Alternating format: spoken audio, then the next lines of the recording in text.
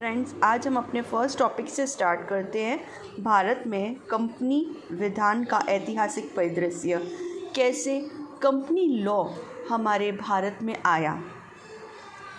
तो आप सभी को पता है कि 1600 ईस्वी में हमारे भारत में ब्रिटिशर्स ने रॉयल चार्टर के through east India company establish की थी। इसी ईस्ट इंडिया कंपनी के थ्रू हमारे भारत में कंपनी फॉर्मेट में बिज़नेस स्टार्ट हुआ। जैसे जैसे बिज़नेस आगे बढ़ता गया, बहुत सारी कॉम्प्लिकेशंस आई। उन कॉम्प्लिकेशंस को दूर करने के लिए एक कंपनी एक्ट की ज़रूरत महसूस होने लगी। तो सबसे पहले इंग्लैंड में 19वीं शताब्दी में 1884 ईस्वी में इंग्लैंड में कंपनी एक्ट बना। उन कंपनियों को जो भी कंपनी बिज़नेस में जो प्रॉब्लम्स आ रही थी, उन प्रॉब्लम्स को दूर करने के लिए इंग्लैंड में कंपनी एक्ट बनाया गया। और इसी के अनुसार 1844 कंपनी एक्ट जो इंग्लैंड में बना था, उसी के अकॉर्डिंग हमारे भारत में भी फर्स्ट टाइम 1850 में ये कंपनी एक्ट 1850 बनाया गया। अब इस कंपनी एक्ट में क्या कमियां थी? तो इस कंपनी एक्ट में ये कमी थी कि हाँ, इसमें लिमिटेड लाइबिलिटी वाला एलिमेंट नहीं था। अब ये लिमिटेड लाइबिलिटी एलिमेंट क्या है?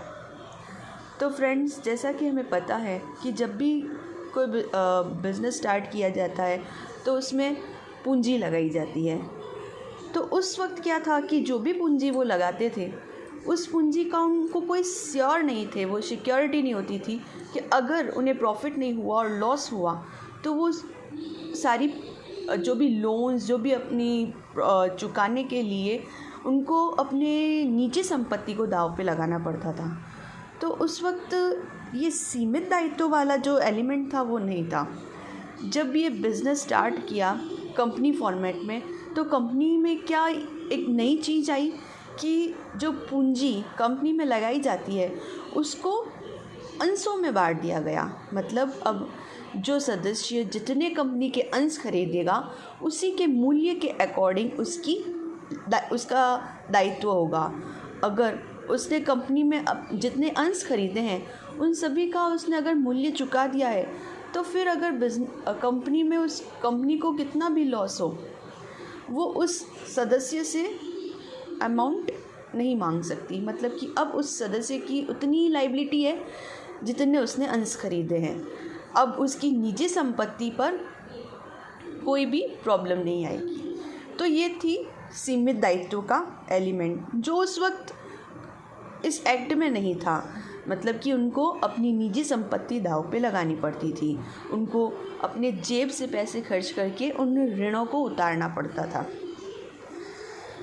तो फ्रेंड्स, फिर 1857 में इस कमी को तो दूर कर लिया गया, लेकिन प्रॉब्लम फिर क्या नहीं थी कि बैंकिंग कंपनी और इंश्योरेंस कंपनी में ये एलिमेंट विद्यमान नहीं था। बाकी सभी कंपनियों में तो इस लिमिटेड लायबिलिटी एलिमेंट को स्थापित कर दिया गया, लेकिन बैंकिंग कंपनीज और जो इंश्योरेंस कंपनीज थी उनमें ये तत्व नहीं रखा गया, उनमें ये प्रावधान नहीं रखा गया। फिर इस प्रावधान को 1860 वाले कंपनी एक्ट में दूर किया गया। और फिर बस क्या था, बहुत प्रगति हुई। 1860 में नए प्रोविज़न्स, 1832 के नया एक्ट बना 1882 में नया एक्ट बना और उसमें नए प्रोविज़न्स। फिर 1913 और ऐसे करते करते 1956 का कंपनी एक्ट बना। ये 1956 कंपनी एक्ट जो था वो स्वतंत्र भारत का पहला कंपनी एक्ट था। इस कंपनी एक्ट में 658 धाराएं और 15 अनुसूचियां थी। फिर इसमें भी ये सबसे लेंथीएस्ट था। इसमें भी बहुत सी प्रॉब्लम्स आई और इसी को सॉल्व करने के लिए इसको कंपनी एक्ट 2013 लाया गया। ये कंपनी एक्ट 2013 जो था वो 18 दिसंबर 2012 को लोकसभा में पारित किया गया। 8 अगस्त 2013 को इसे राज्यसभा में पारित किया गया। 29 सितंबर 2013 को प्रेसिडेंट द्वारा सर्वसम्मति मिल गई और इस कंपनी एक्ट 2013 में 470 धाराएं, 29 अध्याय और 7 अनुसूचियाँ थी। तो फ्रेंड्स, ये था हमारा कैसे कंपनी लॉ जो हमारे भारत में आया। 2013 तक की ये कहानी थी जो मैंने आपको अभी सुनाई है। हो सकता है आपको अच्छी लगे, हो सकता है इसमें बहुत सी प्रॉब्लम्स भी हों, कोई आपको कुछ मिस्टेक्स भी हों, तो आप देखिएगा, सुनिएगा और मुझे बताइएगा ज़रूर।